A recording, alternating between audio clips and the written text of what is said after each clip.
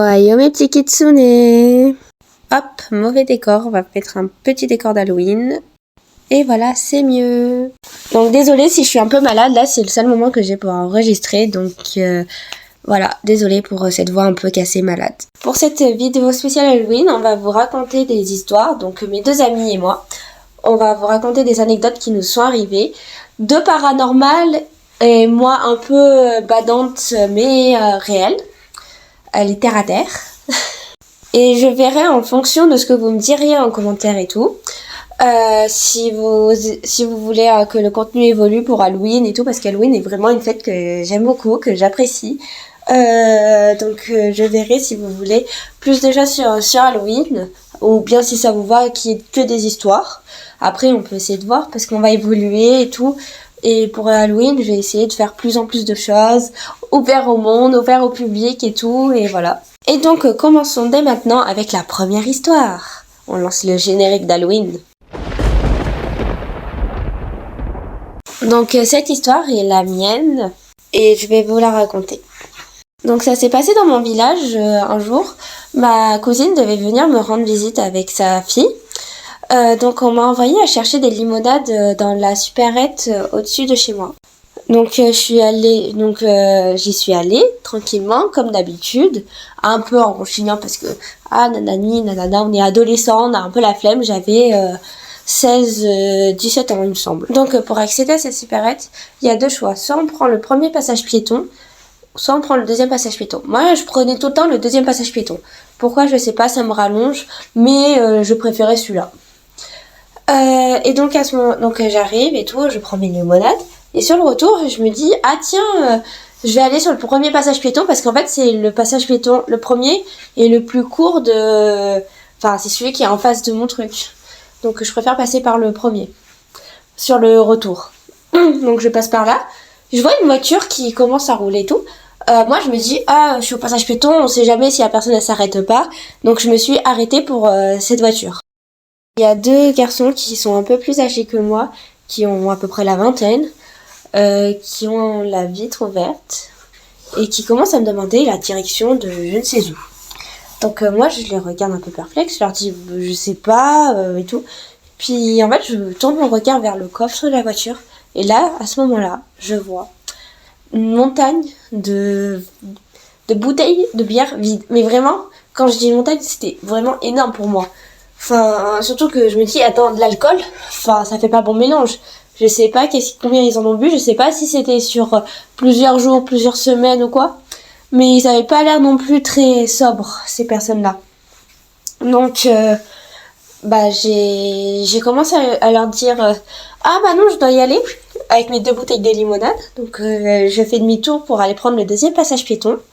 Et à ce moment-là où je traverse le deuxième passage piéton, je tourne la tête et je vois une voiture qui fonce à toute allure sur moi alors que la route était littéralement déserte. D'habitude, il y a un peu des personnes et tout. Là, à ce moment-là, comme par hasard, il n'y avait personne. Il n'y avait pas un chat. Après, c'était un dimanche aussi. Donc, c'était peut-être plausible. Mais il n'y avait vraiment personne. Et donc, je traverse. Et il y a la voiture qui essaye qui roule à toute vitesse vers moi. Moi, paniquée, je traverse vite. Je termine vite de traverser ce passage piéton. Et quand j'ai fini de traverser ce passage piéton, donc je me suis pas retournée et j'ai couru vers chez moi par la deuxième entrée. Parce qu'en fait il y a deux entrées pour aller chez moi. Soit on prend la première entrée qui va au premier passage piéton, soit on prend la deuxième entrée qui va sur le deuxième passage piéton. Et moi j'ai pas pensé à aller sur la première entrée. Donc je suis allée directement sur la deuxième entrée qui était encore plus déserte. Il n'y avait aucune habitation, il n'y avait rien. Donc je passe par là. Et en fait mon cœur il s'est arrêté quand j'ai vu une voiture. J'ai vu une voiture passer devant moi. J'ai paniqué. Sur le coup, mon cœur il s'est arrêté. Puis en fait, j'ai remarqué que c'était pas eux. Parce que j'ai cru qu'ils allaient vraiment venir me chercher et me retrouver. Et finalement, donc je me suis calmée. J'ai pas pleuré, j'ai rien dit. J'ai dit, on va garder ça pour moi. De toute façon, c'était des jeunes. Soit j'ai halluciné, soit c'était réel. Mais en tout cas, ces deux personnes, je les ai jamais revues. Je n'ai pas revécu cette situation non plus. Et donc maintenant, si quelqu'un vient, la morale de l'histoire, c'est si quelqu'un vient s'arrêter au passage piéton pendant que vous traversez, eh ben ne l'écoutez pas. Et foncez. En vrai, ça vous sauve. Faut pas vous arrêter aux personnes qui commencent à essayer de vous parler. Même si c'est... Voilà. Et surtout s'ils ont bu de l'alcool, même un peu. Bon, on passe à la prochaine histoire. La Rokorobi est une légende japonaise qui est souvent connue d'image, mais pas très souvent racontée. Cette histoire m'a comme peu passionnée. Alors je vais vous raconter 2 récits qui me sont intéressants. Et avant ça, je vais vous expliquer qu'est-ce qu'est une Rokorobi. La Rokorobi est souvent représentée par une jolie jeune femme qui peut être également un homme dans certaines versions, ou bien il en existe des hommes pour ceux qui croient aux yokai. Mais cette créature qui est belle la journée, la nuit se transforme en un monstre ou une tête qui se détache de son corps, qui s'allonge, un cou qui s'allonge et qui montre une mauvaise image. En général, elle mange ses proies dans leurs mauvais rêves, ou bien des fois ils sont même conscients. Il y a 2 façons de reconnaître une Rokorobi, d'après les légendes, même si cela est vraiment très compliqué. La première est de voir si elle a des taches blanches dans son cou. Si elle en a, fuyez. Ça veut dire que c'est une Rokorobi.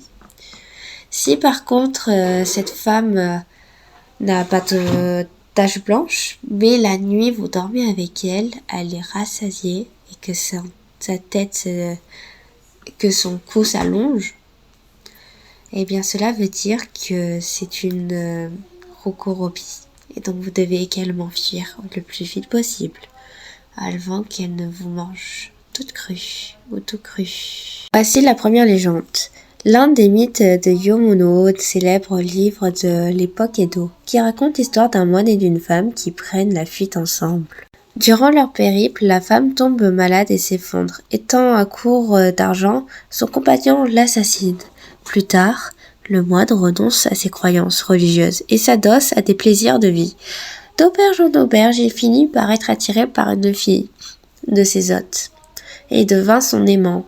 La nuit, la jeune fille se métamorphose et le moine se voit en présence de sa première aimante qui, le cou allongé, le réprimande. Pris de remords, il raconte tout au propriétaire de l'auberge. À sa surprise, ce dernier lui confie que son auberge était financée par l'argent d'une femme qui l'avait tuée et qu'en guise de châtiment, il avait eu une fille Rokubi, dont le visage change d'apparence. La deuxième légende qui suit se finit moins bien. Dans l'ouvrage de Matsura Seiza, une femme enceinte est atteinte d'un mal incurable. L'étrange colporteur raconte à son mari que le foie d'un chien est un médicament miracle. Le mari tue alors son chien blanc de compagnie et sert le foie à son épouse. Elle retrouve la santé et le mari conclut que le colporteur était finalement un vrai guérisseur. Malheureusement pour cette conclusion était hâtive. Sa femme accouche d'une fille Rikurobi, dont la tête se sépare dès qu'elle est née. C'est à ce moment-là que le chien blanc réapparaît et mord la tête en tuant ainsi le bébé. À noter que cette légende s'appuie sur le côté animiste de la religion Shinto, qui considère que les animaux et les objets sont aussi une âme. Donc ce sont 2 légendes que j'ai trouvées sympas à raconter et que j'ai trouvées sur internet. Donc j'espère que ça vous a plu et on va passer à la prochaine légende. Première invitée qui va se présenter. Bonjour, je m'appelle Flamme d'eau et je vais vous raconter, on va dire, des histoires qui se sont réellement passées. Oui, pour Halloween. Voilà. Donc si tu veux commencer.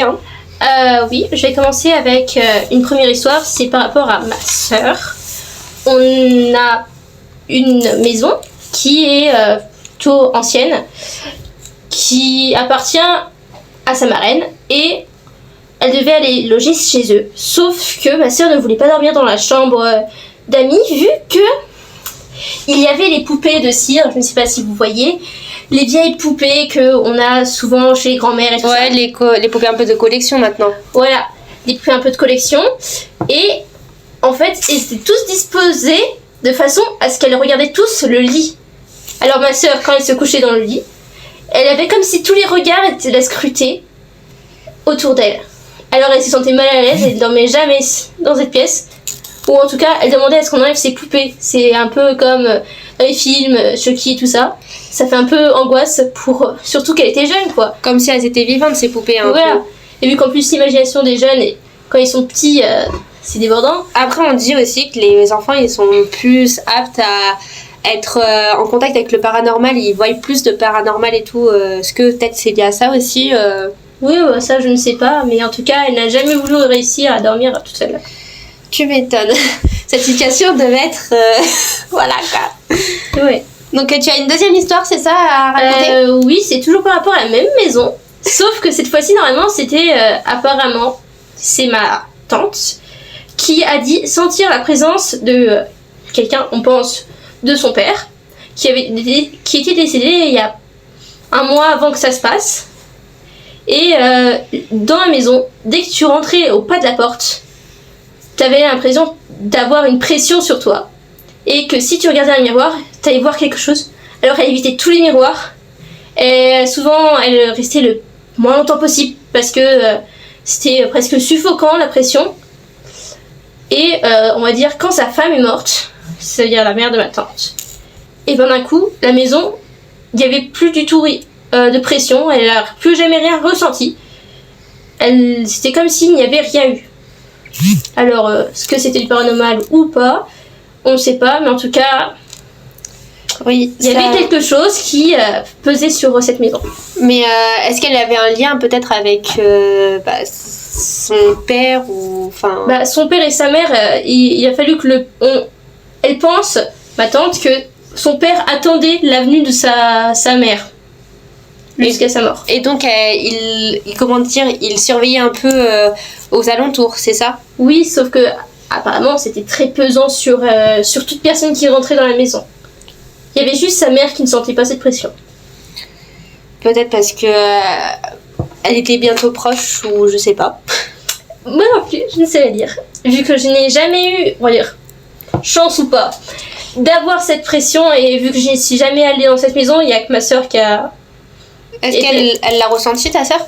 Non, vu que quand elle y a été, c'était quand elle était petite et quand le père de ma tante n'était pas encore mort. Ça est arrivé après sa mort, quoi. Et donc vous y étiez pas à ce moment-là, donc pendant cette période Pendant la période, on n'a pas été là. Alors on n'a pas pu, on va dire, voir ou sentir des choses. Après, je pense que c'est un gros lien avec le paranormal, et le paranormal vraiment. Après, à croire, chacun y croit oui ou non, mais je pense qu'il y a une. Après, soit ça peut être de la paranoïa, soit ça peut être vraiment que de l'esprit paranormal et tout. Oui. Un des deux. Mais merci, c'était très intéressant pour ces histoires. Hein. De rien. Et on va passer pour moi. À la prochaine histoire. On lance le générique.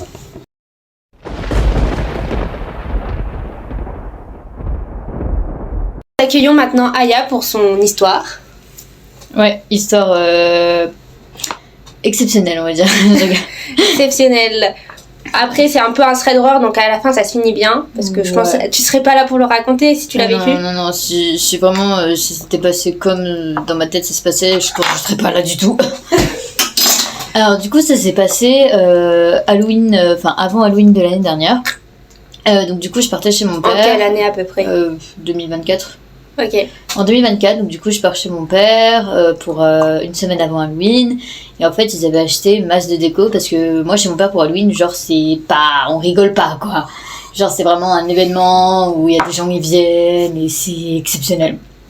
Ah ouais, c'est un événement un peu ouvert à tous. Ouais, ouvert à tous, genre l'année dernière on a eu plus de 100 personnes qui sont venues, donc franchement c'était super bien. C'est sympa. Et du coup, justement, on m'avait prévenu que quand j'allais arriver pour dormir dans la chambre où je dormais, et il y allait avoir pas mal de déco d'Halloween. Et quand je suis arrivée, oui, il y avait des décos de partout. Il y en avait au plafond, il y en avait par terre, il y en avait masse, tu vois. Et pas des décos qui sont silencieuses, on va dire. Donc j'avais demandé genre parce que moi j'ai pas spécialement peur, je suis pas facilement sensible à l'horreur parce que je suis habituée au vu des événements qu'on fait, mais du coup j'avais quand même demandé de mettre un drap sur les affaires parce que je m'étais dit vas-y la nuit même genre si tu dors avec enfin genre tu dors à côté de déco mais ça peut juste te surprendre la nuit quoi. Oui. On m'avait assuré en plus qu'elles étaient bien éteintes.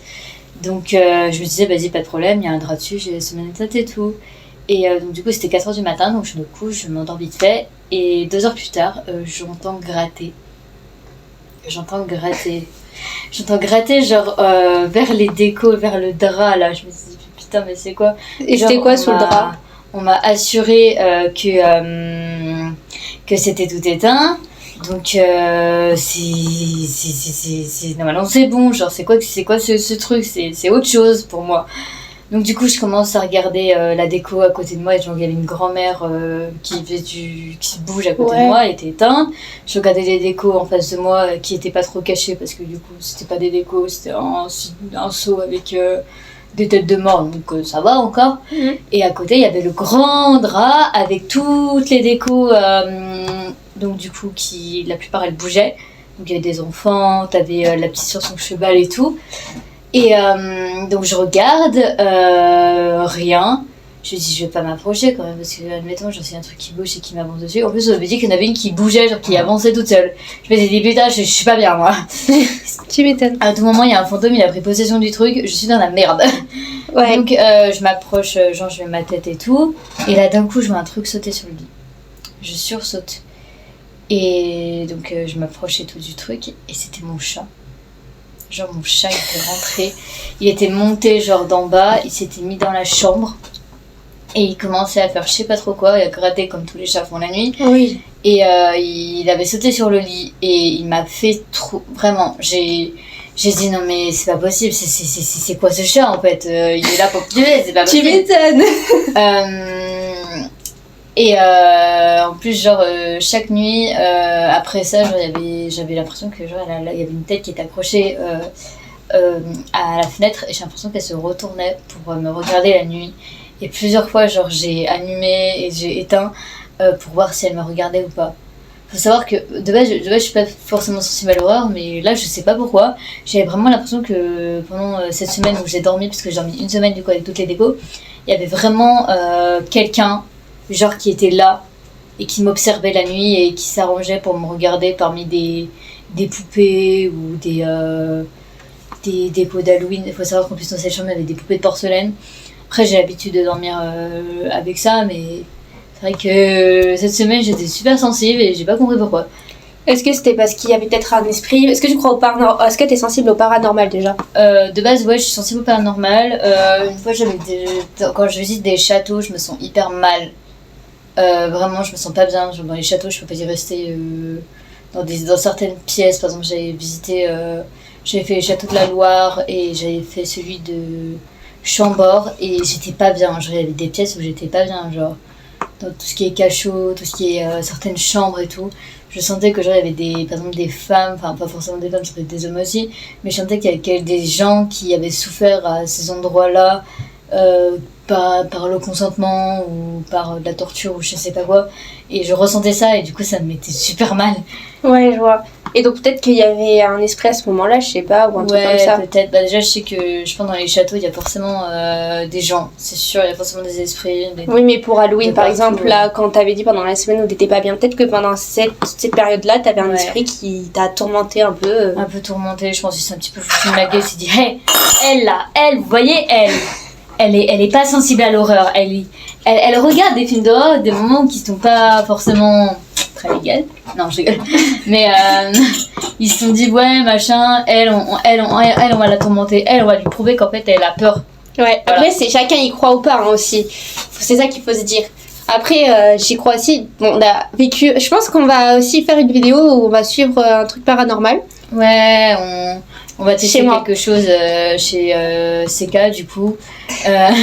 Il lui arrive 2-3 petites douilles. Enfin, j'étais pas là parce que moi je suis partie du coup. Ouais, mais t'as eu un peu un témoin d'une nuit. J'ai eu un témoin d'une nuit. Et si j'ai dormi ici et à un moment je me suis réveillée d'un coup, j'ai pas compris pourquoi. Bah, on racontera plus dans les détails, on fera une vidéo carrément pour raconter quand on aura plus de nouvelles parce que on va approfondir ça avec du spiritisme et tout. Déjà en dehors de l'endroit où je suis pour voir si c'est l'endroit ou si c'est moi qui suis accrochée à une entité ou quoi. Ouais, puis même moi aussi, il m'est arrivé d'autres trucs. Une fois dans la nuit, j'étais en train de dormir, genre, et d'un coup, je me réveille, je sentais comme une pression sur moi.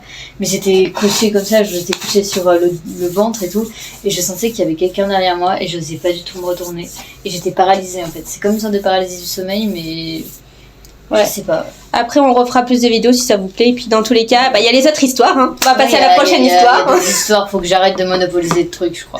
Mais non, t'inquiète pas. Allez, on passe à la prochaine histoire. Les petits kitsune.